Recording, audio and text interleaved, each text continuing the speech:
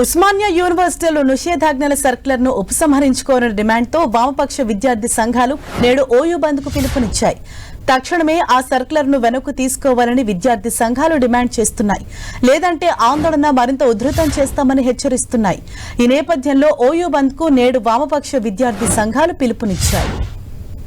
మరోవైపు ఆందోళనలు, రాస్తారోకోలు, దిష్టిబొమ్మల దహనం, బడ్జెట్ ప్రతుల దహనాలు, సంతకాల సేకరణ, విద్యార్థి నాయకుల అరెస్టులతో ఉస్మానియా యూనివర్సిటీ క్యాంపస్ నిన్న అట్టుడికింది. క్యాంపస్లో నిరసన ప్రదర్శనలపై నిషేధం విధిస్తూ జారీ చేసిన సర్క్యులర్ను వెనక్కు తీసుకోవాలని డిమాండ్ చేస్తూ విద్యార్థి సంఘాల జేఏసీ ఆధ్వర్యంలో ఆర్ట్స్ కాలేజ్ సమీపంలో రాస్తారోకో నిర్వహించారు.